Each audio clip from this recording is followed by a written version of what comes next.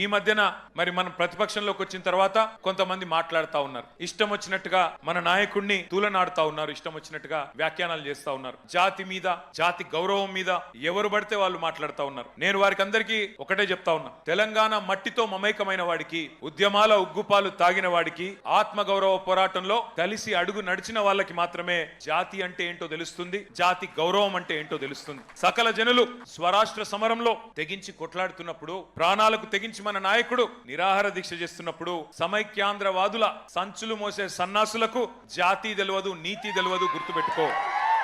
లాఠీ దెబ్బలు తిన్నోళ్లకు, జైళ్లకు పోయినోళ్లకు, తుపాకులకు ఎదురుబడి నిలబడ్డోళ్లకు జాతి అంటే, జాతి అస్తిత్వం అంటే ఏంటో తెలుసు. ఉద్యమకారుల మీదికి తుపాకులు తీసుకొని ఆ రోజు దాడికి వెళ్లిన ద్రోహులకు జాతి నిర్వచనం ఎట్లా తెలుస్తుంది?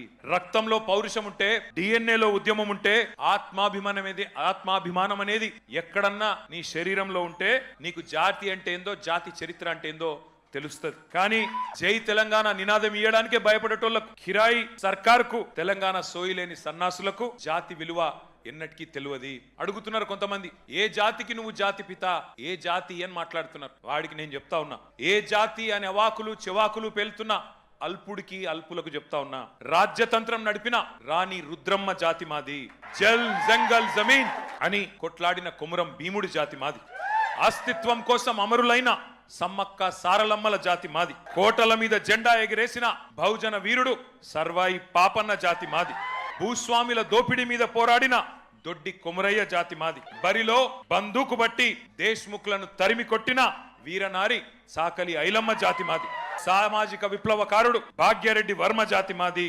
సిపాయిల తిరుగుబాటు బావుట ఎగరవేసిన తుర్రెబాస్ ఖాన్ జాతి మాది, ప్రాంతం వాడు మోసం చేస్తే ప్రాంతంలోనే ఉప్పు పాతర వేస్తామన్న కాలోజీ జాతి మాది, నా తెలంగాణ కోటి రతనాల వీణ అని మాట్లాడిన అని చెప్పిన దాశరథి జాతి మాది, 1952లో గైర్ ముల్కీ గో బ్యాక్ అని నెత్తుటి త్యాగాలు చేసిన విద్యార్థి అమరవీరుల జాతి మాది, 69లో కర్కశ కాంగ్రెస్ కు వ్యతిరేకంగా పోరాటం చేసి 300 మంది 69 మంది అసువులు బాసిన యువ కిషోరాల జాతి మాది, మలిదశ ఉద్యమంలో ఢిల్లీ మెడలు వంచిన తెలంగాణ జాతి మాది, అనువనువున ఆత్మగౌరవం తొనికిసలాడే జాతి మాది, నీతి ఉన్న రీతి ఉన్న తెలంగాణ జాతి మాది, నీకేం తెలుస్తుంది అని చెప్పి వాడిని అంటా ఉన్నా.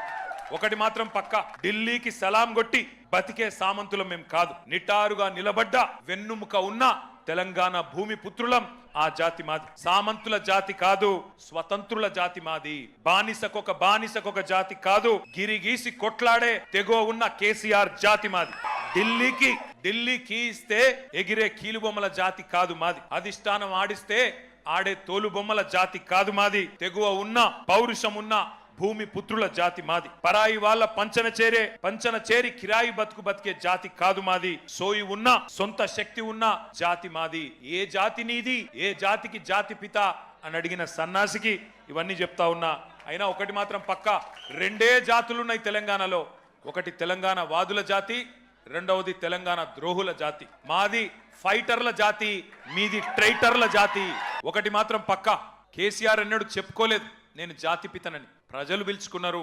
ఎవరైతే స్వాతంత్రం తెచ్చిండో తమ జాతికి ఆయనను జాతిపితగా ప్రజలు పిలుచుకుంటున్నారు. పెద్ద మనిషి, మా తెలంగాణకు బాపు లాంటి పెద్ద మనిషి కాబట్టే ఇవాళ నేను గర్వంగా చెప్తున్నా, ఒక కొడుకుగా. సర్వసాధారణంగా ఏ తండ్రి అయినా ఆ కొడుకుకి ఆ పిల్లలకి హీరో ఉంటాడు, కానీ నా తండ్రి ఇలా తెలంగాణకు హీరో, అది తెలంగాణకు జాతికి మొత్తానికి హీరో. ఇది వాస్తవం. కొంతమంది మాట్లాడుతున్నారు ఆనవాళ్లు జరిపేస్తాం కేసీఆర్ అని మాట్లాడుతున్నారు.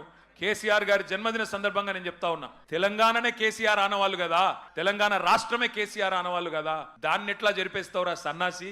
నువ్వు మమ్మల్ని ఎన్ని తిట్టినా, ఎన్ని బూతులు మాట్లాడినా ఒకటి మాత్రం వాస్తవం, ఆయన ఒక శిఖరం, నువ్వు ఒక శునకం. ఆయన ఒక శిఖరం, నువ్వు ఒక శునకం. నీ స్థాయి గదే, నీ బతుకు గదే.